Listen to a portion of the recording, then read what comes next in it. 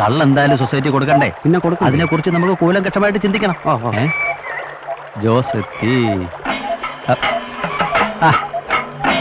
നമസ്കാരം. നമസ്കാരം. വർക്കിച്ചന്റെ വീട്ടിലേക്കായിരിക്കും അല്ലേ? അതെ. അപ്പൊ എന്റെ ഊഹ ശരിയായി. കുറച്ച് നാളായി വർക്ക് മാപ്പിള കിടപ്പിലായി, പിന്നെ ചവിട്ടിക്കലൊന്നും നടക്കുന്നില്ല. ജോസ് വരുമെന്ന് പറഞ്ഞിരുന്നു. ജോസോ? ഏത് ജോസ്? അപ്പൊ നിങ്ങൾ ജോസ് അല്ലേ? അല്ല, ഞാൻ വാസു. എനിക്കിതിനൊന്നും ചവിട്ടിക്കണമല്ലോ. ആര്? ഞാനാ? നിങ്ങളെ കൊണ്ടല്ല, വർക്കിയുടെ കാളയെ കൊണ്ട്. അതിന് നിങ്ങൾ മെനക്കെടണമെന്നില്ല. സ്വന്തം കാളയടിച്ച് വർക്ക് മാപ്പിള കിടപ്പിലായിട്ട് ആഴ്ചകൾ കുറെ ആയി. ഞാൻ ഇനിയിപ്പോ എന്തോ ചെയ്യും? താനൊരു കാര്യം ചെയ്. ഇതിനെ കൊണ്ട് കണ്ണും പൂട്ടി നേരെ നടന്നു. ഈ റോഡിന്റെ അങ്ങേയറ്റത്ത് സർക്കാർ വക ഒരു മൃഗാശുപത്രി ഉണ്ട്. അവിടെ കൊണ്ടു ചെന്ന സൗജന്യമായിട്ട് ഒറ്റ ഇഞ്ചക്ഷൻ 9 പശു വെറും മാസം. ഇനിയിപ്പോ അതായിരിക്കും നല്ലതല്ലേ? പൊക്കോ. ഇങ്ങോട്ടാ പയ്യത്തള്ളു നട്ടല്ലോടി. ഇതിനെ വല്ല ഇറച്ചി വലയ്ക്കാൻ മൂസാക്കാൻ കാണാൻ കൊടു. ഇതിനെ കുത്തിവെച്ചാലേ ചിലപ്പോ സിറും ചൊടിഞ്ഞു പോകും.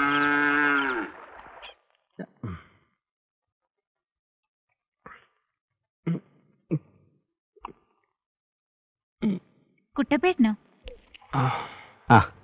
ഇപ്പൊ എങ്ങനുണ്ട്? ചരിഞ്ഞിറക്കാം. പക്ഷെ എണീക്കാൻ പറ്റുന്നില്ല. അതായി അസുഖത്തിന്റെ ഒരു കുഴപ്പം. താനെന്താ ഡോക്ടറാണോ? അല്ല, ഞാൻ പറഞ്ഞതേ ഉള്ളൂ. കുട്ടപ്പ, ഞാൻ പറഞ്ഞ കാര്യം എന്തായി? മൂസയുടെ വീട്ടിൽ മിനിഞ്ഞാന്ന് ഞാൻ പോയിരുന്നു. ആളവിടെ ഇല്ല. ആന്ധ്രയിൽ തോല് കൊടുക്കാൻ പോയിരിക്കുക. പിന്നെ അനിയൻ കാസിമിനെ കണ്ടു. കാളെ നോക്കാൻ ആളെ ഏർപ്പാടാക്കിയിട്ടുണ്ട്. ഒരു അത്തിക്കാരൻ ജോസ്. ഏത് സമയത്ത് ആളിങ്ങെത്തും. 2 ആഴ്ചയായി ചവിട്ടിക്കലില്ല. കാളെ നേരാൻ മണ്ണ നോക്കാൻ ആളുമില്ല. എനിക്ക് വയ്യാണ്ടായില്ലേ. ഇങ്ങനെ എത്രയാന്ന് വെച്ചാ കുട്ടപ്പേട്ട? പാലും തുന്നലും കൊണ്ട് മാത്രം ഇക്കാലത്ത് ജീവിക്കാൻ പറ്റൂ. അപ്പനും അപ്പാപ്പനും മരുന്ന് മേടിക്കാൻ തന്നെ രൂപ എത്ര വേണമെന്ന്? അതിനല്ലേ ഞാൻ ജോസിനെ തിരക്കി പോയത്. 2 ദിവസത്തിനകം ജോസിങ് എത്തും. കർത്താവിന്റെ കൃപയാൽ ഒത്താ പിന്നെ ഒന്നും നോക്കണ്ട. അവൻ ഇണങ്ങാത്ത കാളകളില്ല. മോളെ, കുട്ടപ്പൻ എന്തെങ്കിലും കുടിക്കാൻ കൂടാ? വേണ്ട, ഞാൻ പൗത്തേട്ടനിടന്ന് ഇപ്പൊ ഒരു ചായ കുടിച്ചതേ ഉള്ളൂ. എന്നാലും മോളൊരു ചായ എടുത്തോ. വർക്കിച്ചോ, വിഷമം മാറ്റാൻ ഒരു ഇത്തിരി. വേണ്ട കുട്ടപ്പ, തെറ്റുകൾ ഇനി ആവർത്തിക്കുന്നില്ല. കാലം പിഴച്ച എല്ലാവർക്കും വരും വിഷമം. ഒക്കെ ശരിയാവും. ആ ജോസിങ് വന്നോട്ടെ.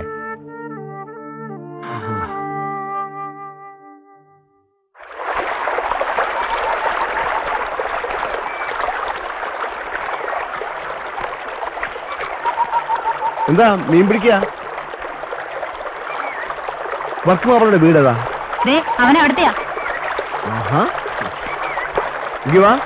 മിനിക്കുട്ടി, ഇത് പിടിച്ചോ, ഞാൻ ഇപ്പം വരാം.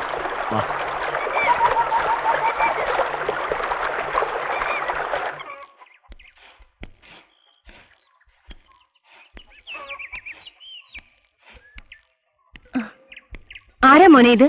അപ്പനെ കാണാൻ വന്നതാ. ആരെന്ന് മനസ്സിലായില്ല. മൂസക്ക പറഞ്ഞിട്ട് വന്നതാ. തേനീന്ന് അത്തിക്കാരൻ ജോസ്. വരൂ, അകത്തേക്കിരിക്കാം.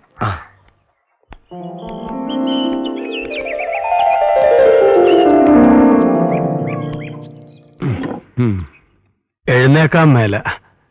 3 മാസമായി കിടപ്പില. കാള ഒന്ന് പറ്റിച്ചതാ. അറിയാം, മൂസക്ക എല്ലാം പറഞ്ഞിട്ടുണ്ട്. കാളയെ ഞാൻ നന്നായി നോക്കിക്കോളാം. മൂസക്ക പറഞ്ഞ എനിക്ക് വേദവാക്യ.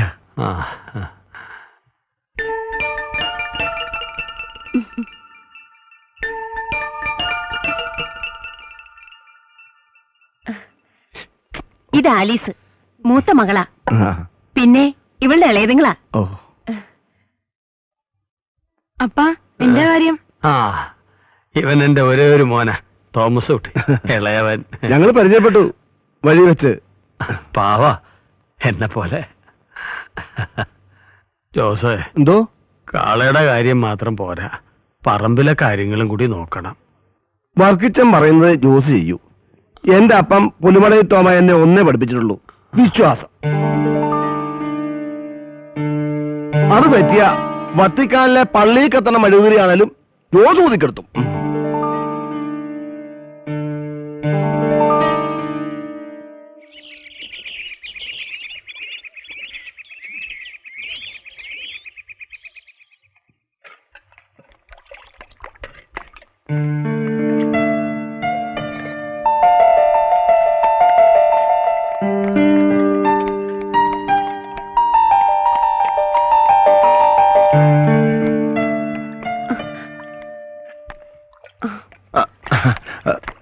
വേണ്ട വേണ്ട, മതി മതി മതി.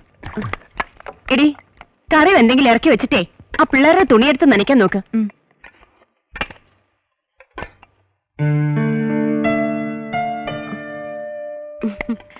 ജോസിന് എത്ര വയസ്സായി? 38. ആ പിന്നെന്താ ഇതുവരെ കെട്ടാഞ്ഞേ? ഒന്നും ഒത്തു വന്നില്ല. നല്ല പ്രായത്തിൽ കെട്ടണം, അല്ലെങ്കിലേ മക്കള് വളരുമ്പോ അപ്പൻ വയസ്സാകും.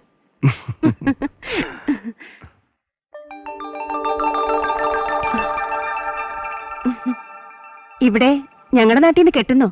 ഇഷ്ടം പോലെ പെണ്ണുങ്ങളുണ്ട്. നോക്കണം. എങ്കിൽ ഞാൻ കണ്ടുവെക്കാം. എന്താ കെട്ടുവോ? കാലത്ത് ദോശയ്ക്ക് ഉപ്പില്ല, കറിക്ക് എരിയില്ല, മടുത്തു ഇവിടുത്തെ പാചകം. അതിനിപ്പോ ഞാനെന്ത് വേണം? പച്ചയായിട്ട് പറഞ്ഞ മാഷിന് മനസ്സിലാവില്ലേ? ആ നസ്രാണി പെണ്ണ കെട്ടുന്ന കാര്യ മാഷ് പറഞ്ഞു വരുന്നത്. ഓഹോ, അതാണ് മനസ്സിലിരിപ്പ്. ഞാൻ പെണ്ണ് കെട്ടിട്ട് വേണം നിങ്ങൾക്കെല്ലാം ഇഷ്ടം ഉണ്ണാൻ. എന്നാ പിന്നെ മാഷിന് കെട്ടിക്കൂടെ? അതൊക്കെ വലിയ ചെലവല്ലേ മാഷെ? ഒറ്റത്തടിയായിട്ട് ഇവിടെ ജീവിക്കുന്നത് തന്നെ വലിയ പാടാ. മാഷെ, ആ ചായ ഒന്ന് ഇറക്കി വെക്കും മാഷെ. അയ്യോ, ഏത് ചായ? ചായക്കുള്ള പാല അടുപ്പത്ത് വെച്ചിട്ടാ ഞാനിവിടെ വന്നിരുന്നത്. കറിക്കുള്ള അറപ്പാണെന്ന് കരുതി ഞാനതിൽ മീനെടുത്തിട്ടല്ലോ. എന്തായാലും സുഖമായി. പാലിൽ പുഴുങ്ങിയ മീൻ. പാലും പോയി, മീനും പോയി. ഇപ്പൊ മനസ്സിലായല്ലോ എത്രയും വേഗം ഒരു പെണ്ണ് കിട്ടണോന്ന്. ശരി, നാളെ തന്നെ വർക്കി മാപ്പിളയെ പോയി കണ്ട് പെണ്ണ് ചോദിക്കണം. എങ്കിലേ വാക്കുരുചിയുള്ള വല്ലതും തിന്നാൻ പറ്റൂ. ആ ജോസിന്റെ ഓരോ നോട്ടവും പറിച്ചിലും എനിക്കത് തീരെ പിടിക്കണില്ല. ചേച്ചിക്ക് എല്ലാരും സംശയം ആ ജോസേട്ടൻ എന്ത് നല്ലയാളാ. എന്നാ ആര് പറഞ്ഞു? ആരും പറഞ്ഞില്ല, എനിക്കങ്ങനെ തോന്നി. നിനക്കങ്ങനെ തോന്നും. ആളിന്റെ മെയ്വഴക്കം കണ്ട് മയങ്ങിപ്പോരുത്. അയാൾ ഏതാ എന്താ വല്ലതും നിനക്കറിയാമോ?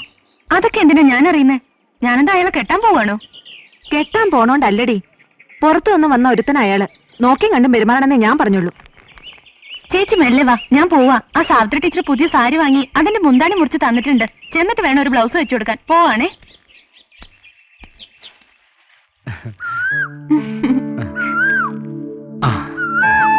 ഇപ്പൊ ഇത്തിരി സമ്പാദ്യമൊക്കെ ആയിട്ടുണ്ട്. അടുത്ത മാസത്തോടെ ബാങ്കിലെ ലോൺ തീരും. എന്നിട്ട് വേണം എന്നിട്ട് വേണം വേണ്ട. അതെന്താ? എനിക്ക് പേടിയാ. പേടി മാറാനല്ലേ താലി കെട്ടുന്നത്. പിന്നെ ഈ സൈക്കിളിന് മുമ്പിൽ ഇയാളെ ഇരുത്തിക്കൊണ്ട് പോകുമ്പോ ഈ ഭൂമി കുലുങ്ങൂലല്ലോ. താലി കെട്ടുമ്പോ കുലുങ്ങും. ആര്? മറ്റാരല്ല, ഈ ചേലക്കര ഗ്രാമം. കുലുങ്ങട്ട് മോളെ, കുലു.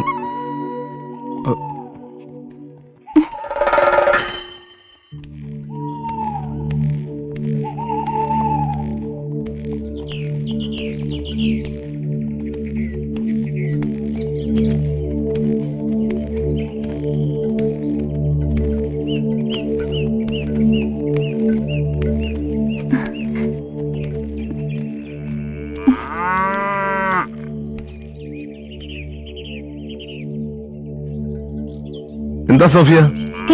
ഒന്നുമില്ല. കൊച്ചു വർത്തമാനമായിരിക്കും അല്ലേ?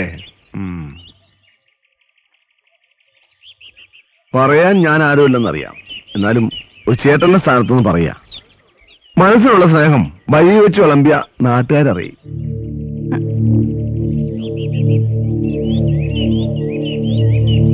വീട്ടിലേക്ക് വരുന്നില്ലേ? സാവിത്രി ടീച്ചറുടെ ബ്ലൗസ്. എന്നാ ഞാൻ നടക്കാം. വാ.